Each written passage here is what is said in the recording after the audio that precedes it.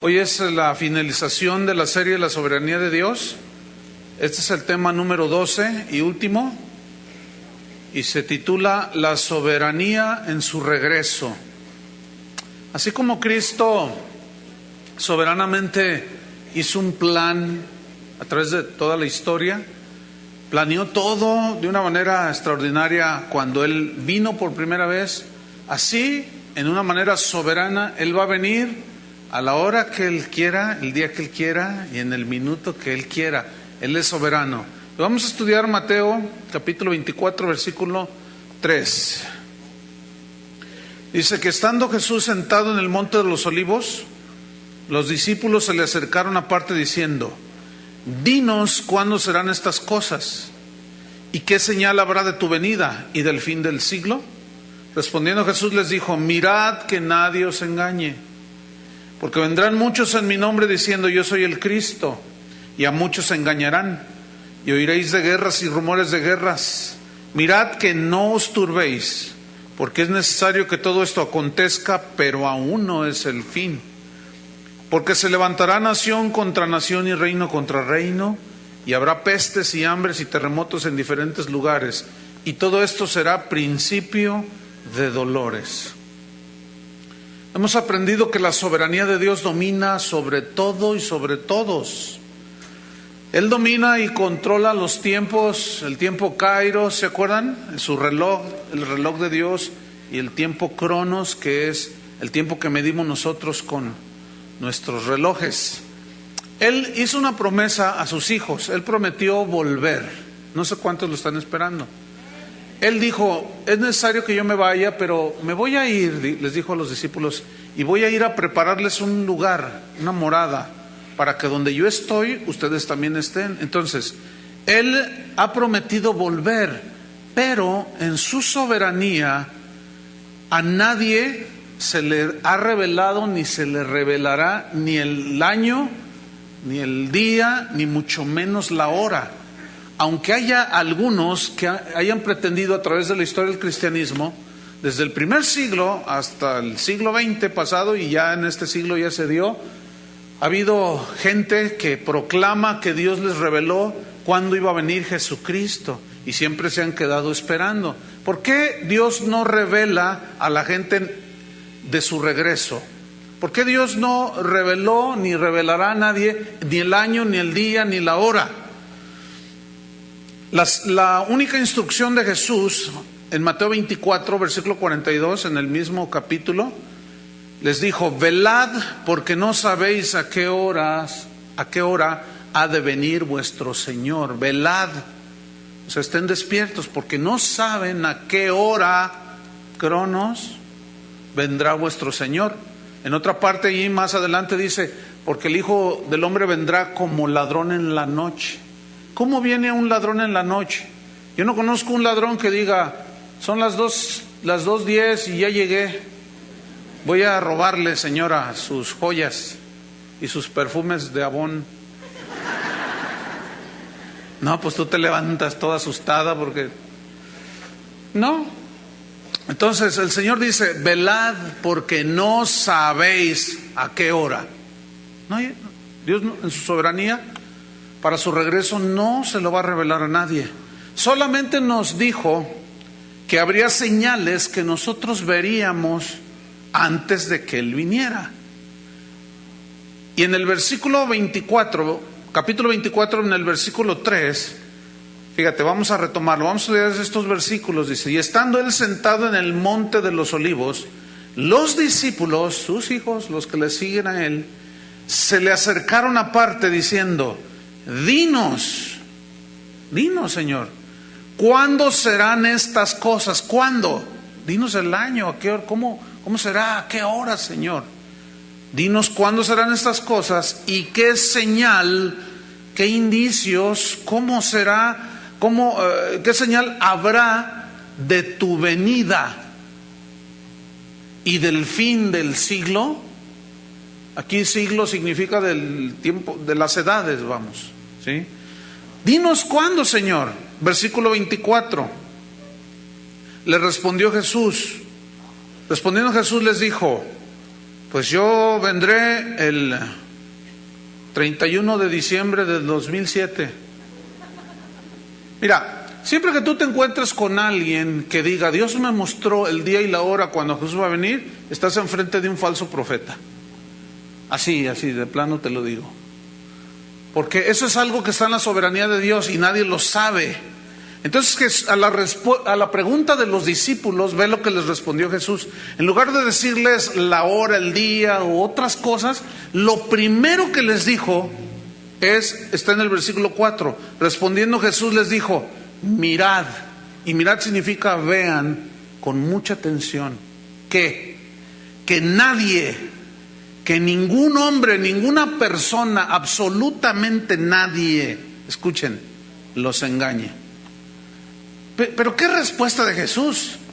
Pudiendo haber respondido otro tipo de cosas, justamente le responde algo que muy pocos toman en cuenta. Señor, dinos cuándo, cómo, a qué horas, cómo será. Y Jesús responde, mirad, vean, que nadie, ninguno, ni un hombre ni una mujer, nadie, por más ungido que esté, que nadie los engañe. Y aquí, engañar significa hacer vagar de la verdad del Evangelio. Que nadie los haga vagar de las verdades del Evangelio. Que nadie los haga errar, descarriarse. Que nadie los seduzca y los aparte de las verdades que yo les he dejado. El mandamiento de Jesús antes de irse a los cielos, retornar con el Padre, fue: vayan por todo el mundo y prediquen el Evangelio a toda criatura. El que creyere y fuere bautizado será salvo. Dice, vayan y hagan discípulos a todas las naciones, bautizándolos en nombre del Padre, del Hijo y del Espíritu Santo, enseñándoles que guarden todas las cosas que yo les he enseñado. Entonces, la respuesta de Jesús a mí me llama la atención porque nadie esperaría una respuesta así. Señor, dime cuándo, que nadie te engañe. Es una respuesta como que parece que no es la que los discípulos esperaban. Eso nos comprueba de nuevo que no todo lo que le preguntamos o pedimos al Señor nos lo responde. A veces sí nos contesta, a veces no. Recuerden que Él es soberano. Entonces Él responde, que nadie os engañe. Versículo 5, porque vendrán. Yo quiero que note que Él está aquí profetizando. No está hablando en el lenguaje negativo que muchos en sus falsas doctrinas creen. Porque vendrán, significa se acercarán a la iglesia, se acercarán a los hijos de Dios. Vendrán significa entrarán entre nosotros. Entrarán, llegarán significa también. Vendrán, se acercarán, llegarán muchos en mi nombre. Yo quiero poner énfasis en la palabra muchos. No dice vendrán pocos. No dice vendrán algunos, sino dice muchos. Y estoy convencido por lo que alcanzo a ver y a mirar, que este es el tiempo, son los tiempos finales, y este es el tiempo en el siglo XXI en que la iglesia está más plagada de falsos maestros que en la historia del cristianismo. Estoy convencidísimo, hermanos, porque yo he estudiado la historia de la iglesia concienzudamente.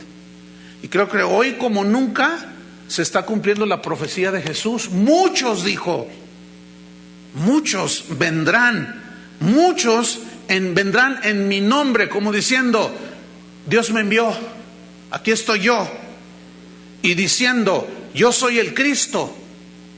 Cristo viene del griego Christos, que significa ungido, como diciendo, yo soy aquí el ungido de Dios.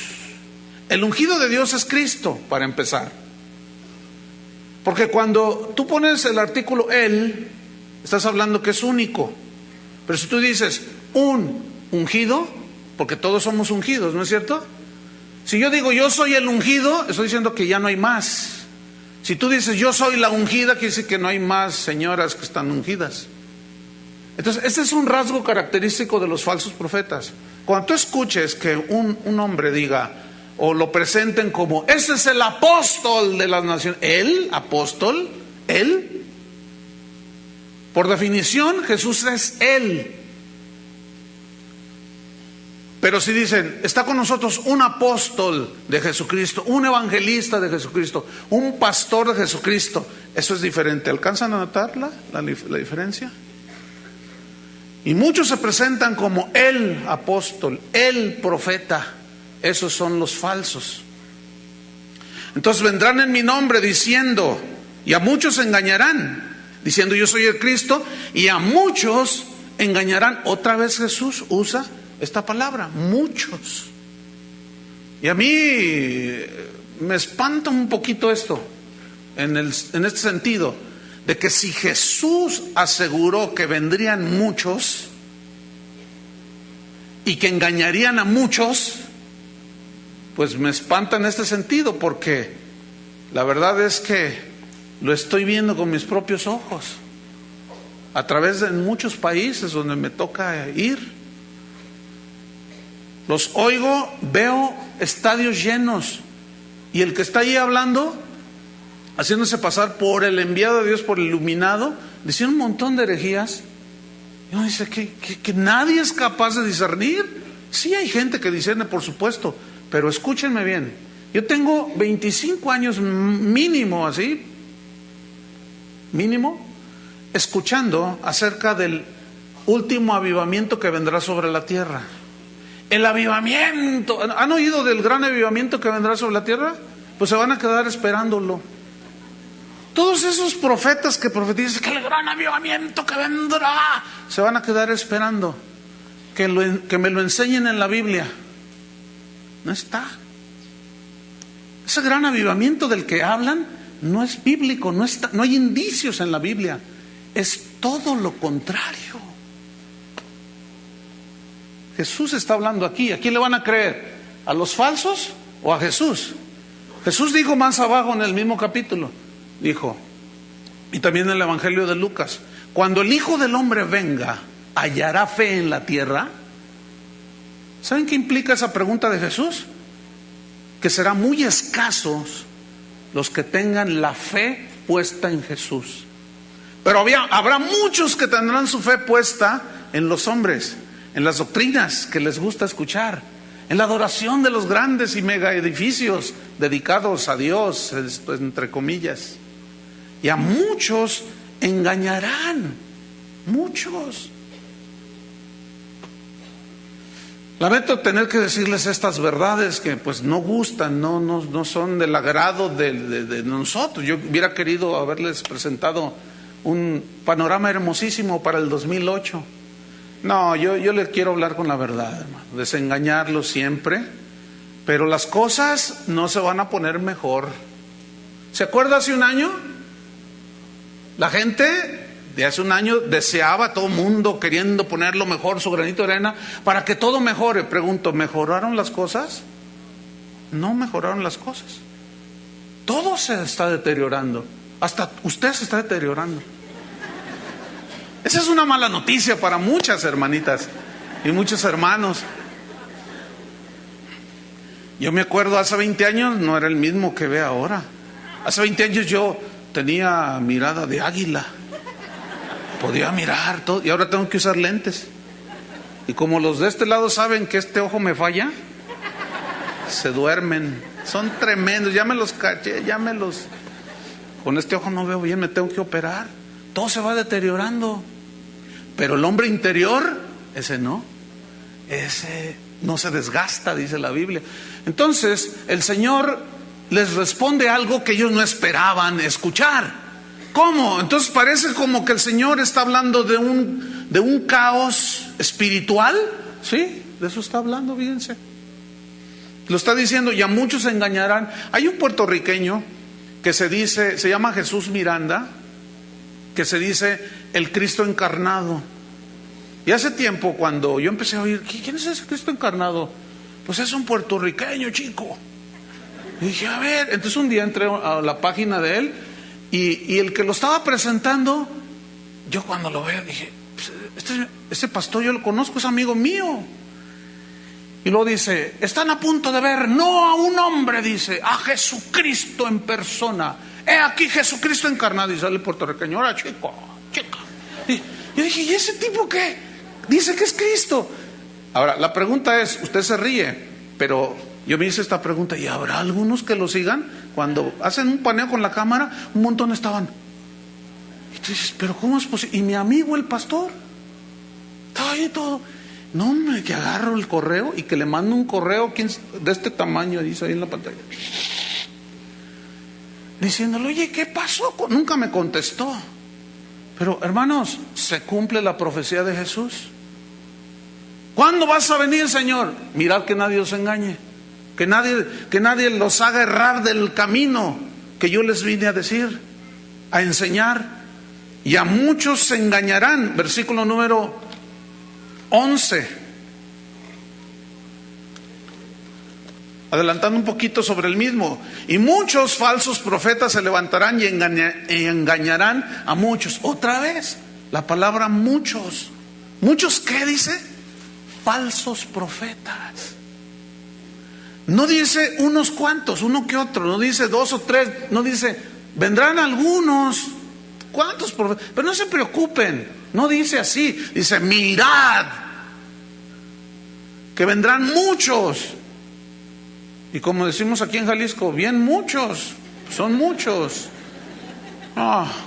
Como dicen en Argentina, muy muchos. ¿Quién estará peor? Los dos no está bien dicho, pero vendrán muchos falsos profetas, hermanos. Si tú no alcanzas a ver lo que está pasando a tu alrededor, es que estás todo oxidado. Tu discernidor está oxidado. El otro día un hermano me dice, ay hermano, ¿qué crees? Dice, me fui hasta el último por estar platicando aquí con un hermano, y cuando llego a mi carro estaba ponchado una llanta, no tenía aire, y dije, pues ahorita la cambio, y que tomo la cruceta y empiezo, no pude, estaba tan oxidado, le saqué de ese aerosol para aflojar las tuercas y le vacié todo y nada, casi doblé, me tuve que llevar en una grúa. Y entonces yo le dije, así hay muchos hermanos también oxidados. No, tienen el discernidor todo oxidado, no alcanzan a ver. ¿Por qué? ¿Por qué se oxida? Porque no lo ejercitan.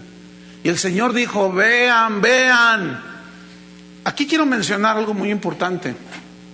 Hay cristianos, algunos cristianos, que cuando se ven engañados por un falso maestro, cuando se ven defraudados por alguno de esos que andan pululando por ahí, que les toman el pelo, que se burlan de ellos, que los engañan, les quitan su dinero, y cuando se dan cuenta, lo primero que razonan es lo siguiente: no, Dios, me engañó Dios, yo no quiero saber nada de Dios. Eso es muy común que yo lo escuche cuando hablo con las personas.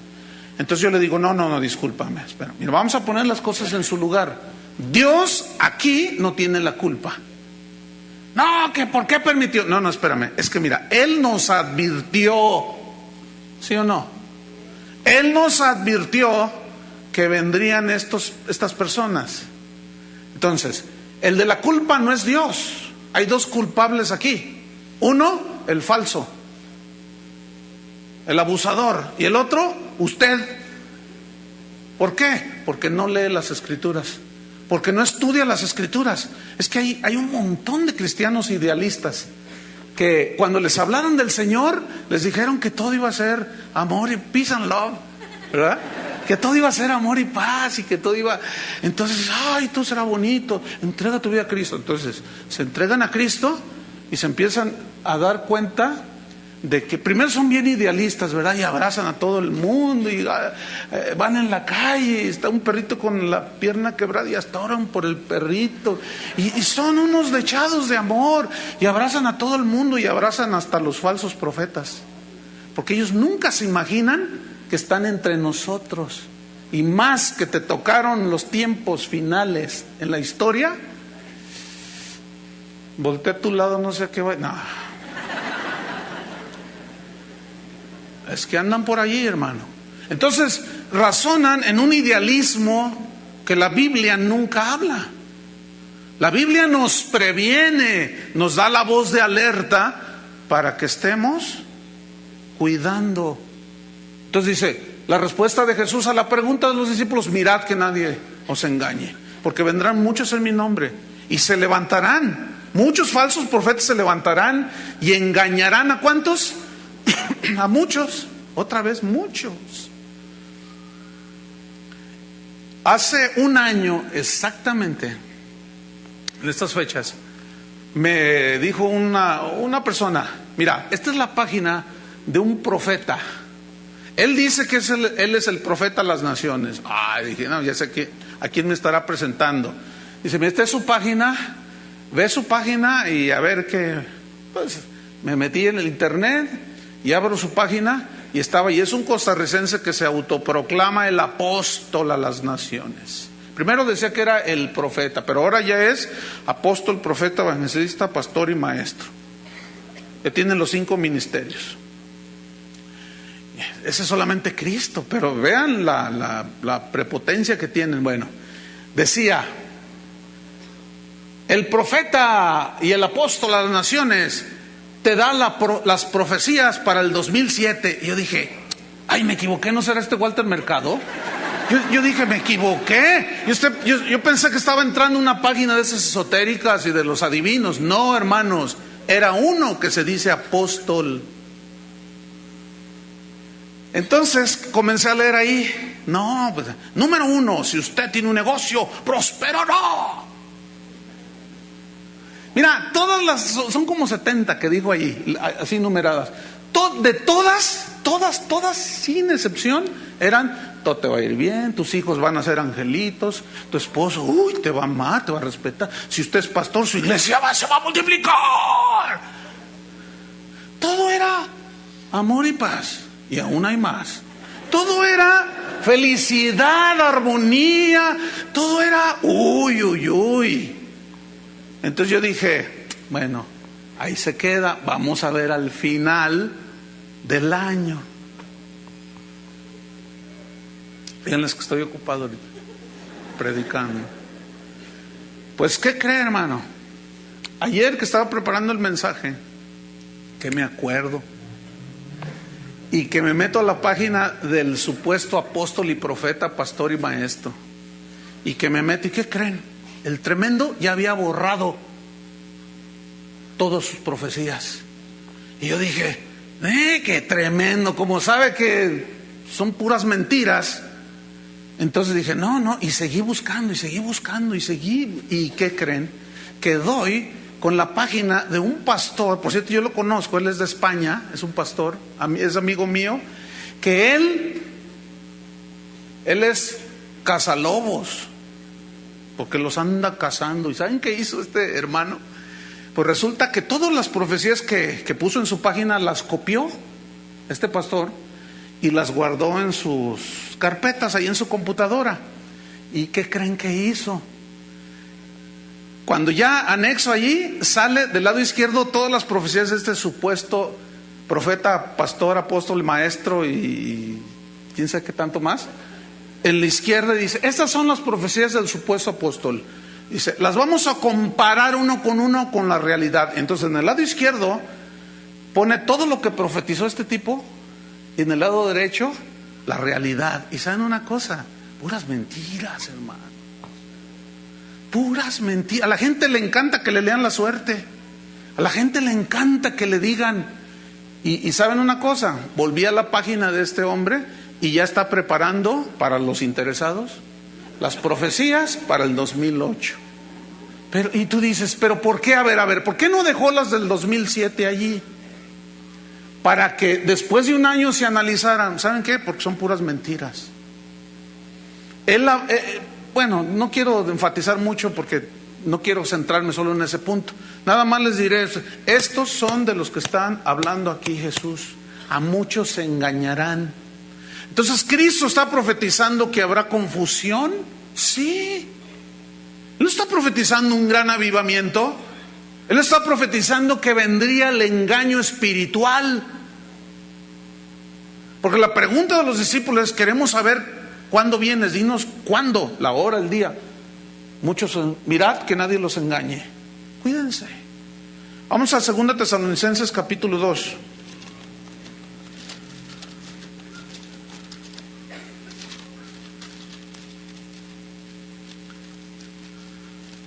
Así es que hay que desoxidar el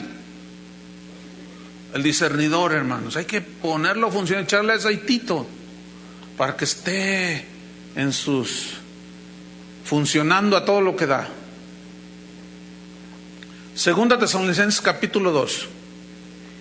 Esta es una carta que Pablo escribió a unos cristianos en Tesalónica, en el Asia. Dice así: pero con respecto a la venida de nuestro Señor Jesucristo y nuestra reunión con Él, os rogamos, hermanos, les suplico, hermanos, por el amor de Dios, pongan atención y no se duerman. Eso debería de decir, ¿verdad? Versículo 2: les rogamos, hermanos, que no os dejéis mover fácilmente de vuestro modo de pensar. Aquí la frase mover fácilmente significa alborotar. Que no se dejen alborotar tan fácilmente, hermanos. En el griego significa agitar, incitar. Que no se dejen incitar tan fácilmente. Que llega cualquier milagrero, cualquiera que les lee la mano, porque esos son lo que son, agoreros. Lanzan profecías a ver si pega alguna. Y como así funcionan los agoreros y los adivinos, pegará por ahí alguna y la gente se la cree. Dice: no, les ruego, hermanos, que no se dejen mover fácilmente de vuestro modo de pensar. La frase vuestro modo de pensar se refiere a las convicciones que ellos ya debían de tener acerca del Evangelio. No se dejen mover. ¿Cómo es posible? Yo les enseñé todo al respecto de la segunda venida de Jesús.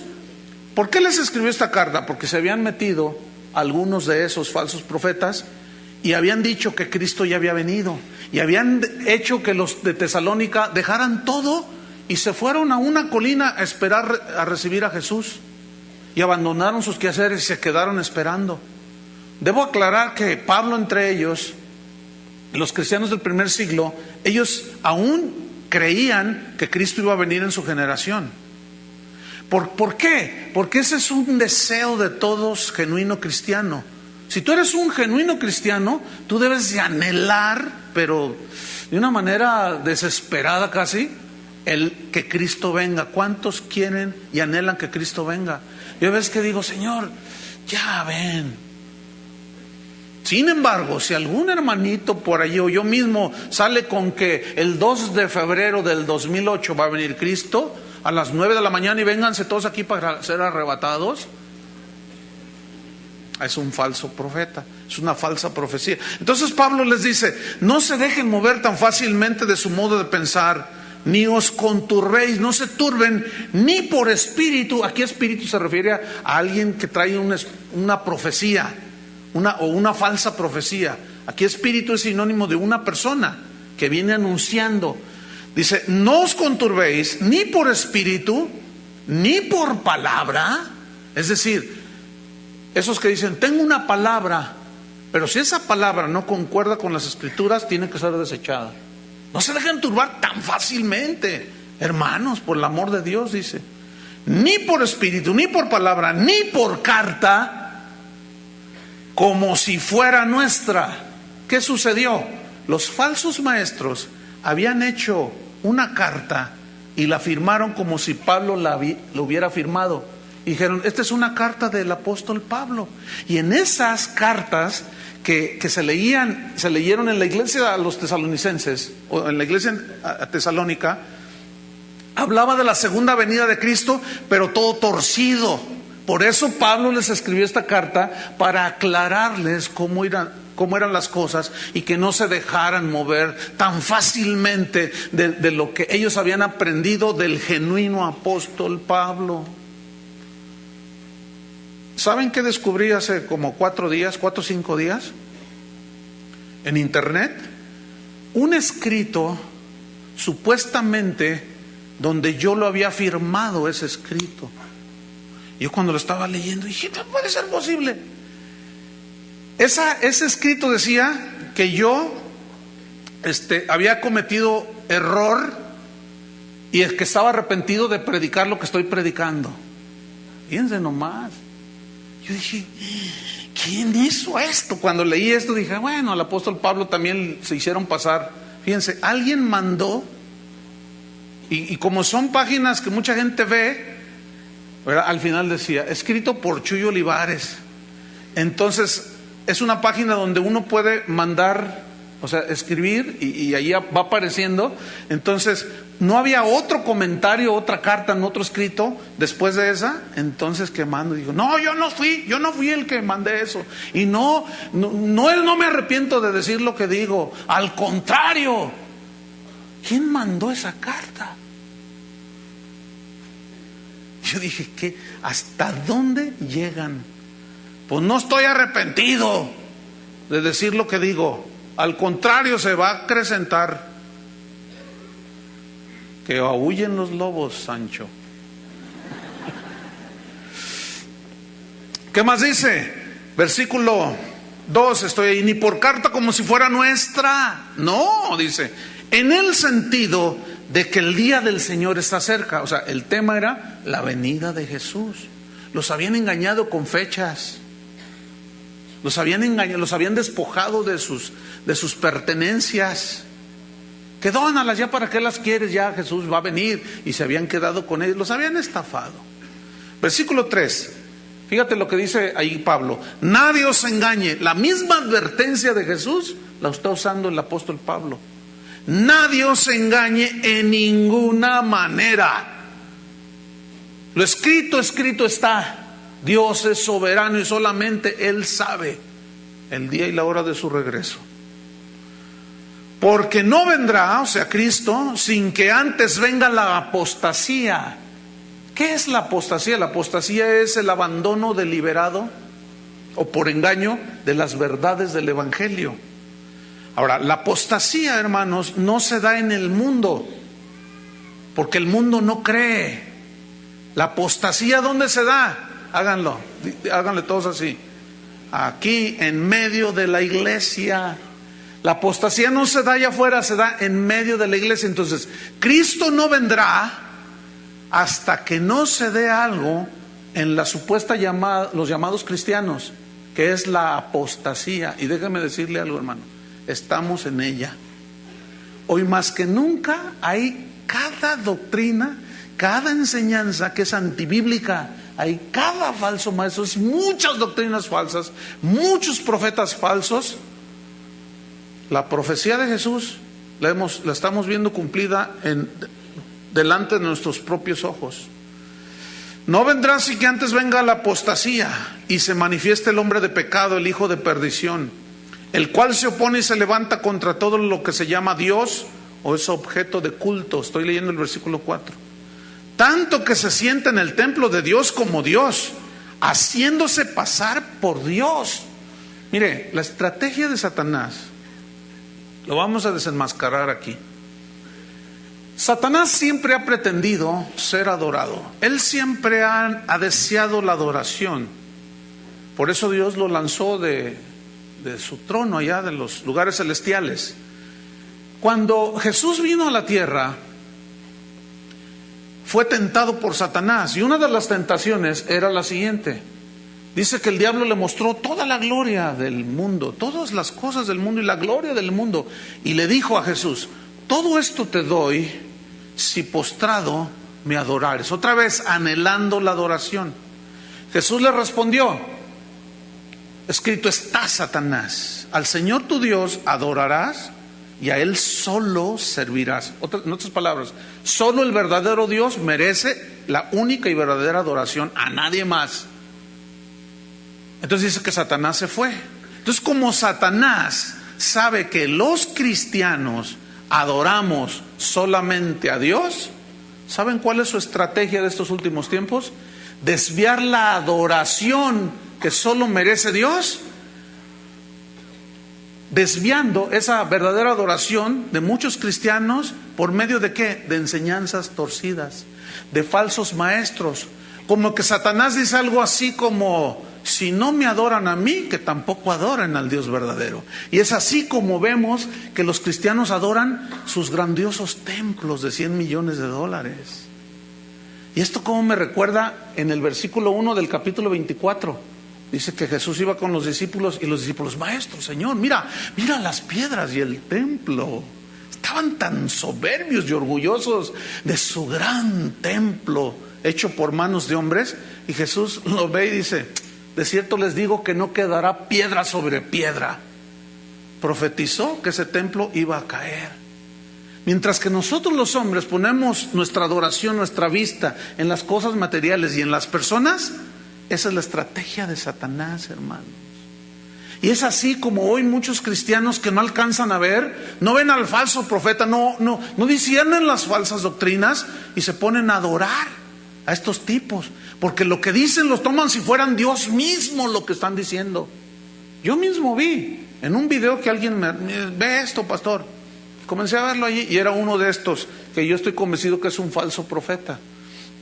Y dijo, muchos se están metiendo con mi ministerio, dijo.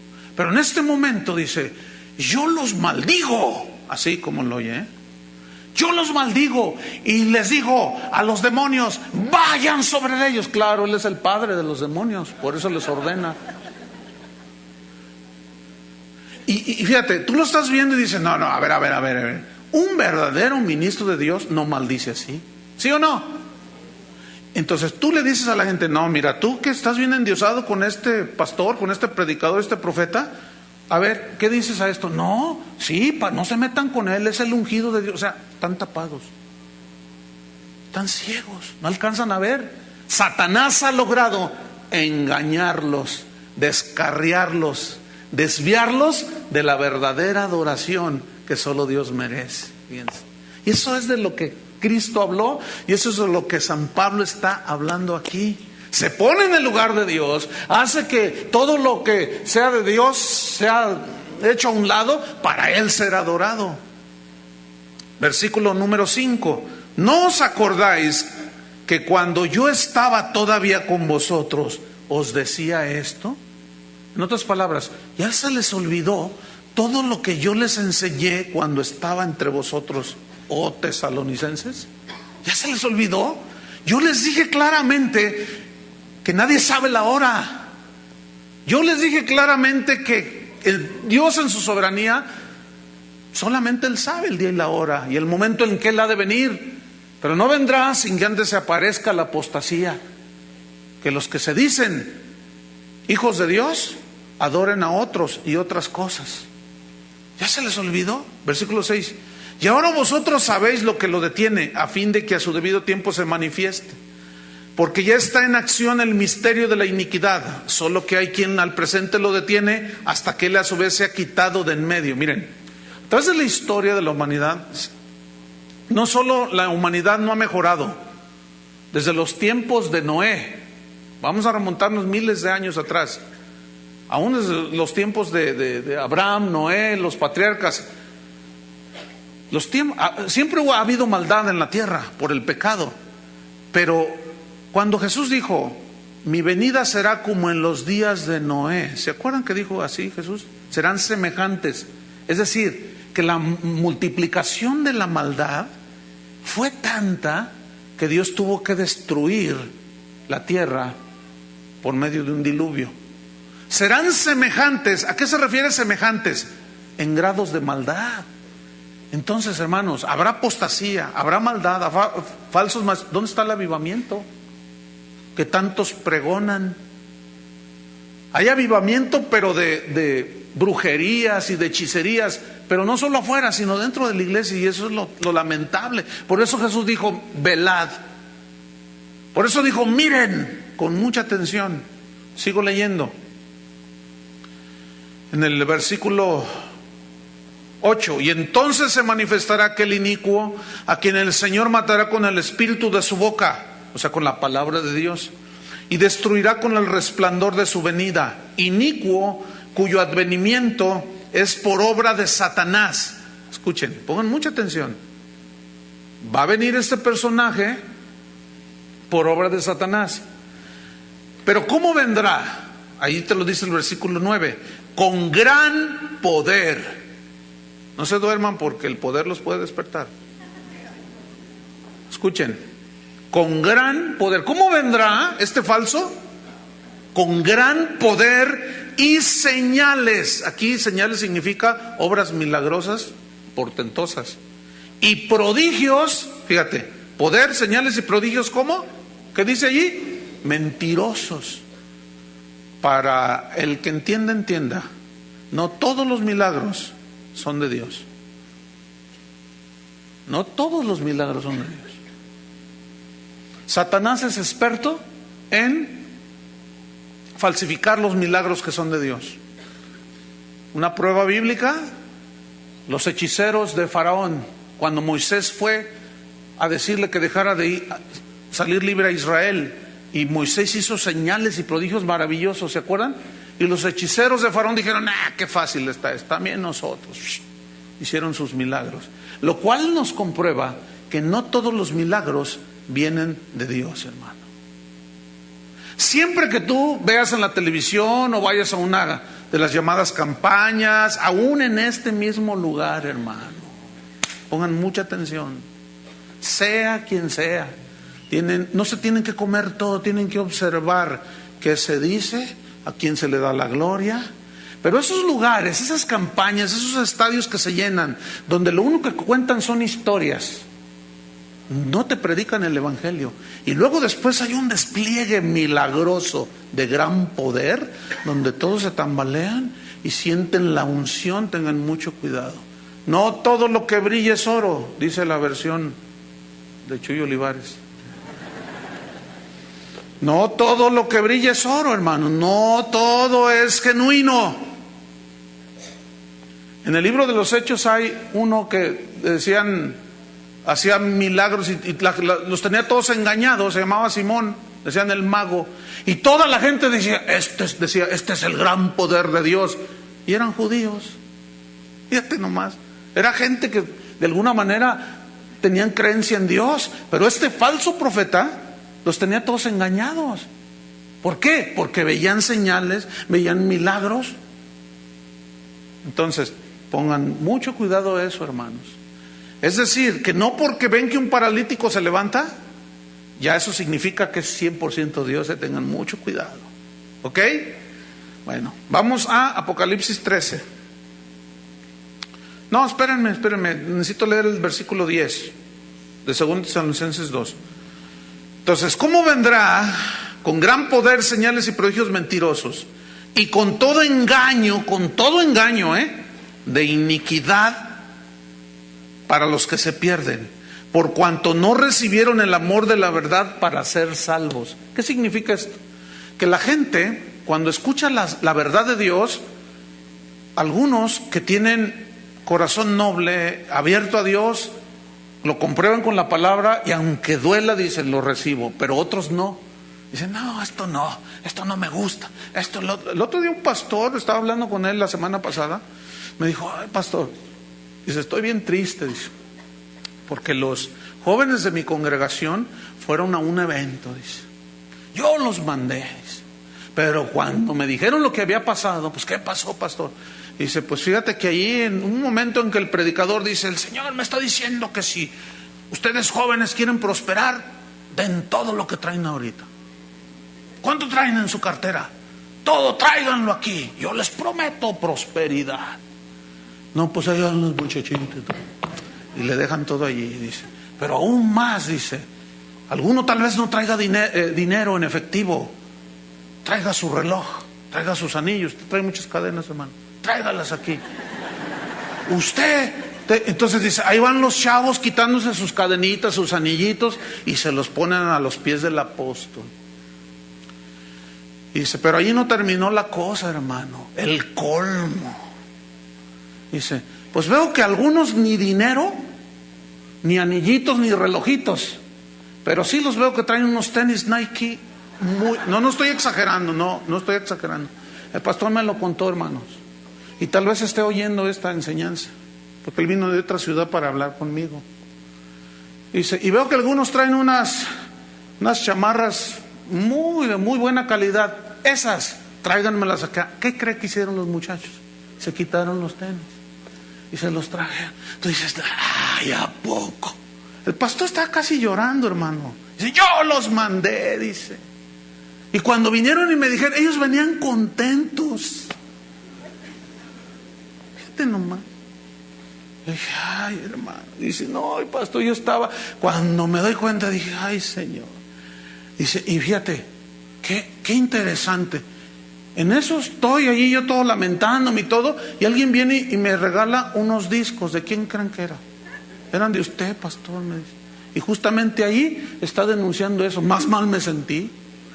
Por eso, fíjate, se vino de una ciudad de por allá del norte de México, nada más manejando, para venir a hablar conmigo. Esto fue el día 25, 26, cuando no hay nada. Es más, ni aquí había gente. Y yo vine y lo atendí aquí.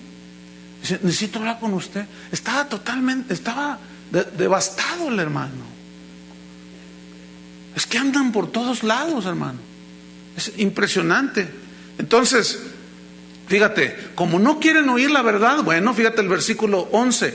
Por esto Dios les envió un poder engañoso para que crean la mentira.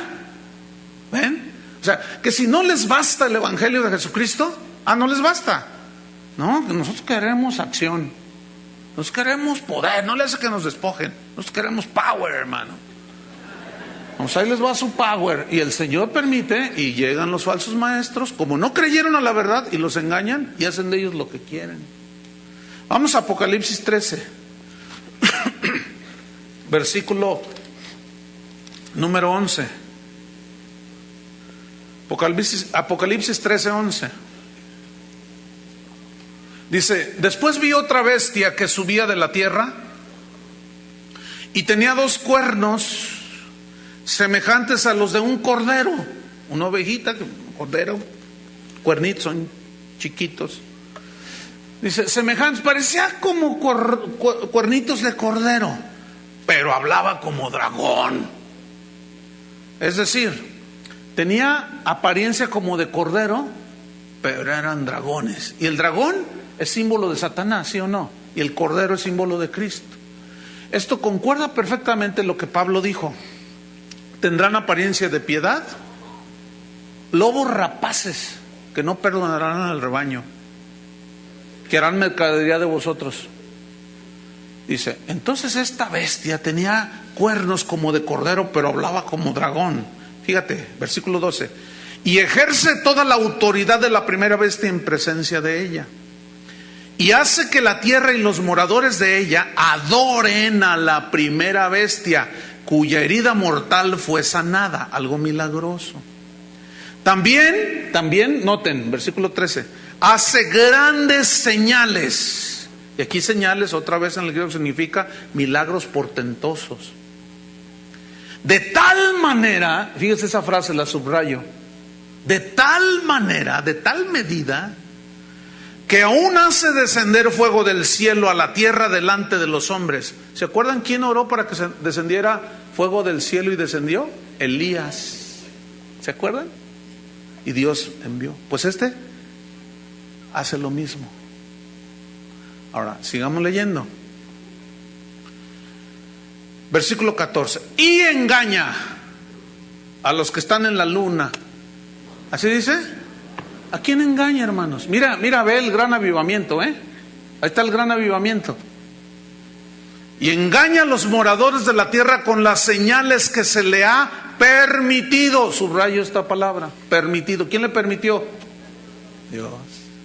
¿Por qué? Porque no reciben las verdades de Dios. Ahí les envía un poder engañoso para que crean la mentira.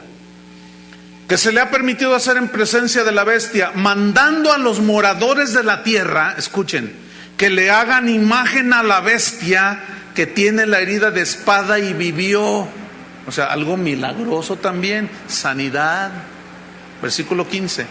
Y se le permitió, ciérrenle allí la puerta para que no les moleste el ruido ahí. Versículo 15. Y se le permitió, otra vez subrayo, permitir. ¿Qué se le permitió? Y se le permitió infundir aliento a la imagen de la bestia, para que la imagen hablase. ¿Qué? Sí, lo que está leyendo. Que la imagen hablase e hiciese matar a todo el que no la adorase. Una imagen hablando. Ese es un milagro poderoso, ¿no es cierto? No sé cuántos han oído que la Virgen del Comal, que la Virgen de la Tortilla, que el Santo del Columpio. ¿Y quién sabe qué tanta sarta de engaños religiosos? Sí, yo la vi, que la imagen lloró, sí. ¿Pero por obra de quién? Cuando la gente ve que una imagen llora, o habla, o mueve los ojitos, inmediatamente la gente va y le lleva flores y se postran ante esa imagen, ¿sí o no? Ahí está Satanás desviando de la adoración a Dios. Al Señor tu Dios adorarás y a Él solo servirás. Entonces la gente dice, pero esto no puede ser del diablo.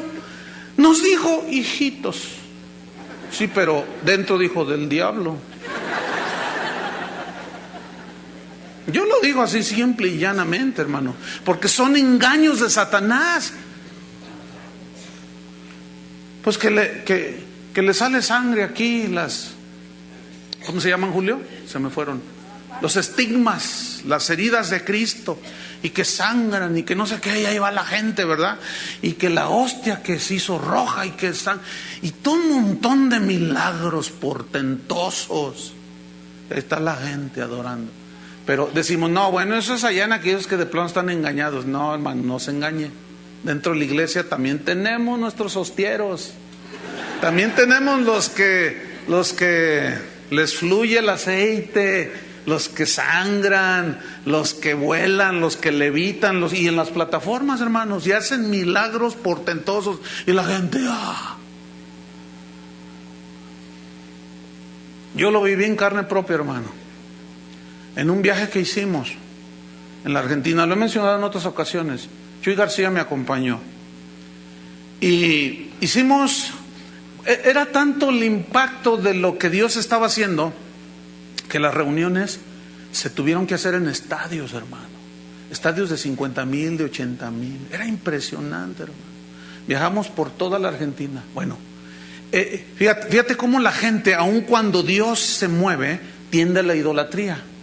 En una ocasión en Buenos Aires íbamos entrando a un estadio y ya estaba lleno el estadio y había mucha gente que no había podido entrar. Entonces nosotros vamos por un pasillo que era estrecho y la gente a los lados, pero habían puesto unas cercas como los de gobernación cuando viene el presidente, ¿no? Que te ponen unas vallas así de metal. Entonces, pero estaba muy angosto, apenas cabíamos. Entonces, cuando vamos por el pasillo, escuchen bien, literalmente, hermanos, la gente ahí en Buenos Aires nos agarraba y se untaban de nosotros.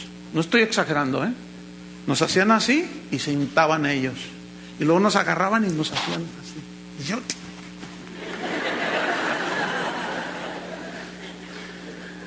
García nomás se agachó así. Pero 2, 3 de los que íbamos, como que les gustó. No, de veras, hermano. Es una cosa horrible, hermano. Satanás ha logrado desviar la adoración al verdadero Dios. ¿Cómo? Con milagros y señales portentosas. Dice. Hizo hablar una imagen. Versículo 16. Y hacía que a todos, pequeños y grandes, ricos y pobres, libres y esclavos, se les pusiese una marca en la mano derecha o en la frente. ¿Por qué se dejaron poner la marca del anticristo? Porque creyeron lo que estaban viendo. La herida sanada, los milagros, las maravillas, las señales. Creyeron, hermano. ¿Sabe que los milagros no salvan? ¿Sabe que los milagros no limpian pecados? ¿Sabe que los milagros no cambian a nadie? Es la palabra de Dios, es la sangre de Cristo, es el Espíritu de Dios que hace la obra en nosotros, no los milagros. Los milagros son como señal para los que no creen, pero ni así, muchos. Entonces vámonos a Mateo 24 para irnos sobre el final. En el versículo número 6, entonces a la respuesta de Jesús, a la pregunta de los discípulos, la respuesta de Jesús no les dijo la hora cuando Él iba a venir. Si no les advierte, muchos vendrán en mi nombre, que nadie os engañe, mirad bien. Pero luego les da otra señal, versículo 6. Y oiréis de guerras y rumores de guerras. Oiréis de guerras. Algunos dirán, bueno, pastor, eso siempre ha existido. Sin embargo, déjeme decirle algo, solamente en el siglo XX, siglo pasado, solamente en ese siglo, por primera vez en la historia, hubo 2 guerras mundiales. En esas 2 guerras mundiales murieron casi 70 millones de personas. Si la bomba que lanzaron en la Segunda Guerra Mundial, la bomba de Hiroshima y Nagasaki, que mató más de 120,000 personas, no hubiera, eso fue lo que puso fin a la Segunda Guerra Mundial. Si no hubieran lanzado esa bomba donde murieron tantos inocentes, 120,000 personas, hubieran muerto más millones, muchos más millones de personas. Bueno, pues en este siglo XX pasado, de 1945, que fue la Primera Guerra Mundial, ha habido más de 120, 130 guerras donde han muerto miles y miles y miles de personas. Es decir, que las guerras se van multiplicando cada vez más, cada vez más. Cada vez más se oyen rumores. Aquí nosotros, Jalisco, tiene pleito con los de Colima. ¿Sí sabían eso, no? Por los límites, ya está el gobernador de allá, no, que es mío este pedazo. Y el de aquí, no, pues vas a ver. Y luego llegan los policías y se meten y agarran a la gente de Jalisco y luego se van, y allá andan peleándose. Guerras. El asesinato hace unos días de una señora llamada Benazir Bhutto, ex primera ministra o expresidenta de Pakistán. Le dieron unos tiros y un fanático se hizo explotar una bomba y volaron en pedazos. Bueno, la muerte de esa señora, que fue la semana pasada, déjeme decirle algo, ha provocado una inestabilidad en el mundo que solamente los que ven un poco los noticieros y leen los periódicos se dan cuenta. Los que ven las novelas, como usted comprenderá, esos, mire, ni cuenta se dan. Para ellos el mundo cada vez va mejor, todo es un idealismo, está bonito, aleluya, gloria. No, mire, hermano, hay una inestabilidad actual, ahorita en este preciso momento, por la muerte de esta señora. Wall Street, que es donde están las bolsas de valores y donde se concentran las riquezas de todo el mundo, se vino a la baja. ¿Qué significa esto? Que bajaron el valor de las acciones, y esto significa crisis económica, hermanos. ¿Por qué? Porque provoca que los inversionistas saquen su dinero, porque dicen, no, se va a venir la guerra. Entonces saquen su dinero, entonces se encarecen las cosas y por otro lado bajan el precio de las cosas que realmente se están sustentando la economía mundial. Entonces, esto está, hermanos, a punto. Subió el precio del petróleo. Las acciones de la General Motors, que es la empresa fabricante de autos más grande del mundo, es la empresa número 1, seguida por la Toyota. Pero lo que yo pude, información que obtuve, es que la General Motors, la Hewlett Packard, que es fabricante la más grande fabricante de computadoras, sus acciones bajaron. Esto implica, para nosotros decimos, ay, no, pues a mí póngame la colorina, a mí, pues yo qué sé, a mí no me interesa, yo no, eso de que la bolsa ni le entiendo, el Dow Jones, y que quién sabe, el Nasdaq, ¿qué es eso? No sé nada yo. Bueno, no tiene que ser uno experto en eso, pero escúcheme bien, necesitamos ver qué está pasando, hermanos. ¿Sabe qué implica que las acciones de estas empresas bajen? 100,000 desempleados más en todo el mundo. No 100,000, hasta 200,000. Escúcheme bien, hermanos, hoy como nunca estamos al borde de la Tercera Guerra Mundial, porque junta ese conflicto con el de Irak y el de Afganistán.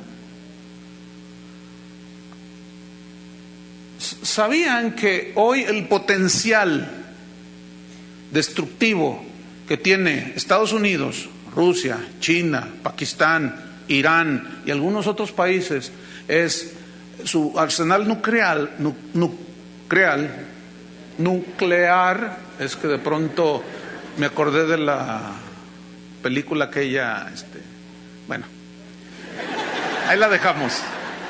Fíjese, el arsenal que ellos tienen de armas destructivas así equivalen a que 100 veces pueden destruir la tierra. Nada más con apretar un botoncito, así, un botón.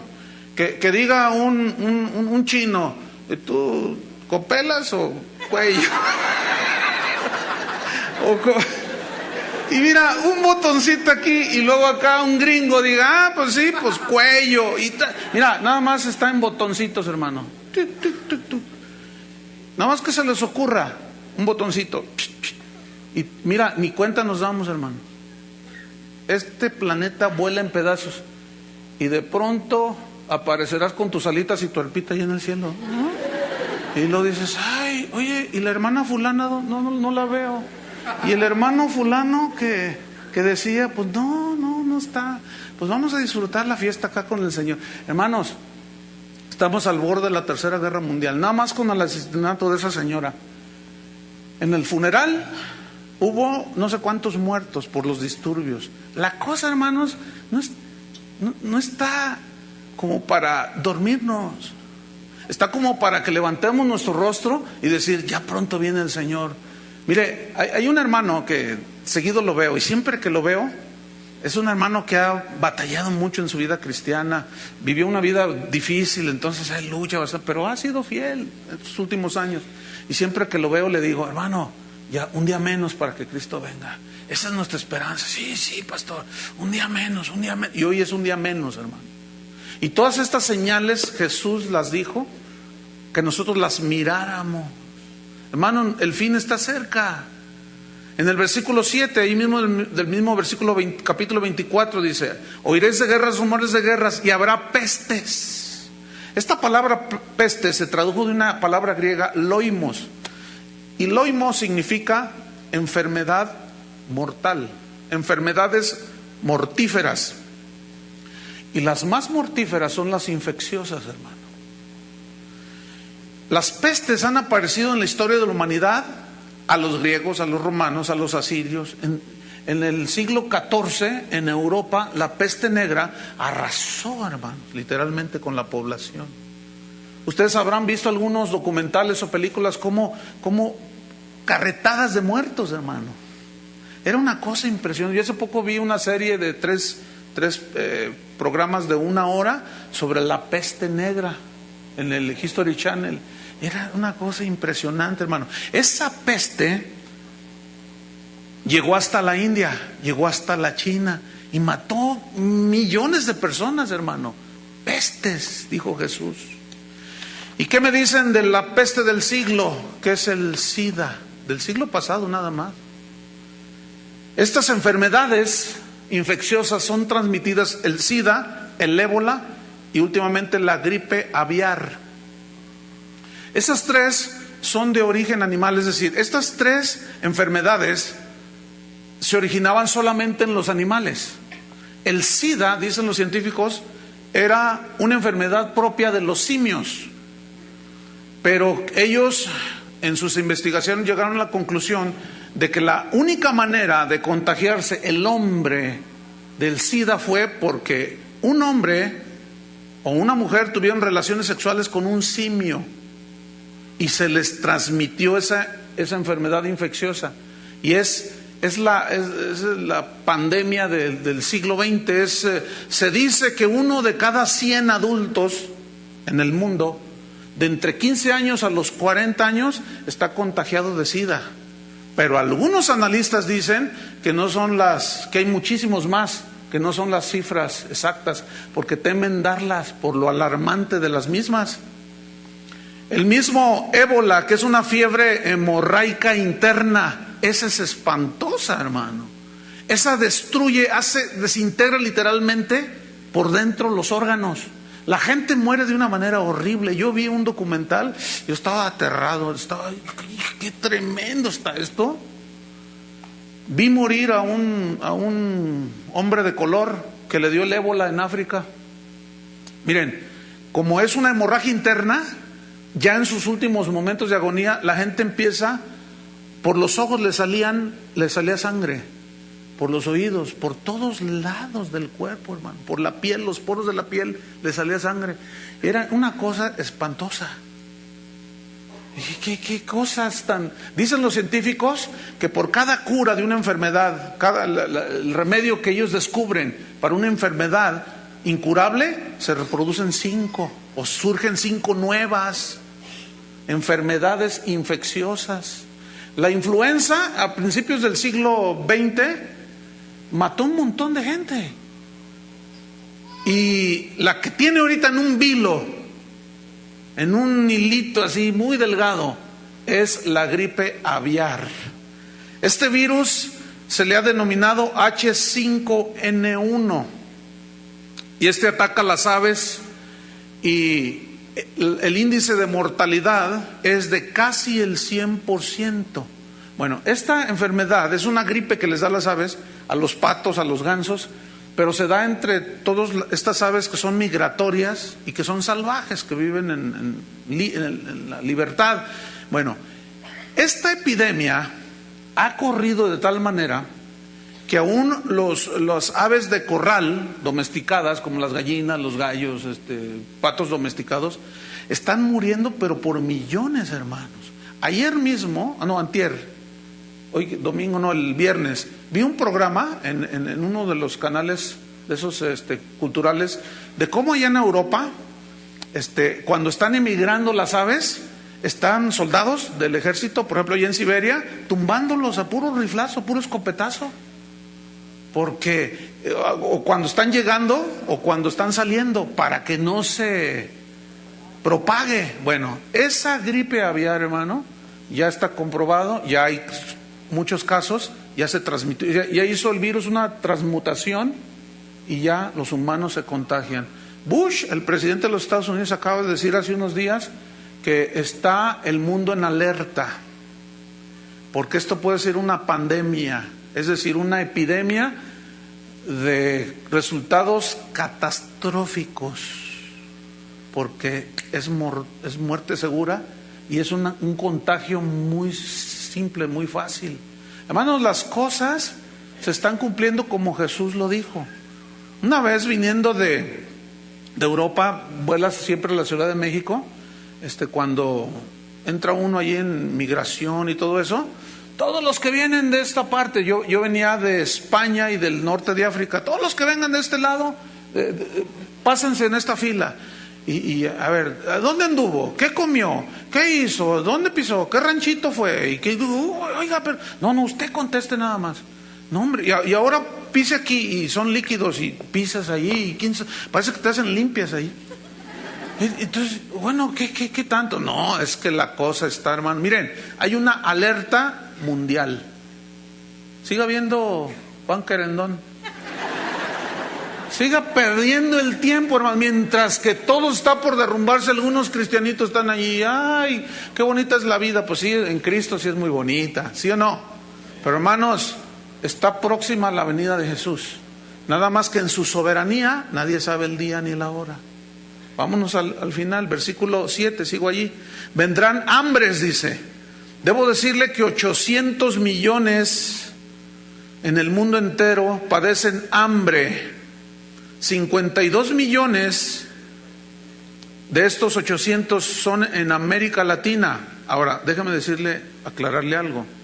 Usted dirá, no, así no, porque hay gente que sí lee y todo, y puede decir, no, pastor, usted está equivocado. No, yo estoy diciendo de hambre extrema, no estoy hablando de pobres, porque aquí en México somos aproximadamente 110 millones de mexicanos, de los cuales entre 45 a 50 millones son pobres, pero 20 viven en extrema pobreza. Cuando yo hablo de hambre, es extrema situación de hambre, es decir, que se acuestan un día sin comer absolutamente nada, amanecen, no desayunan absolutamente nada, si comen algo a mediodía es un pedacito de tortilla, un pedacito de pan.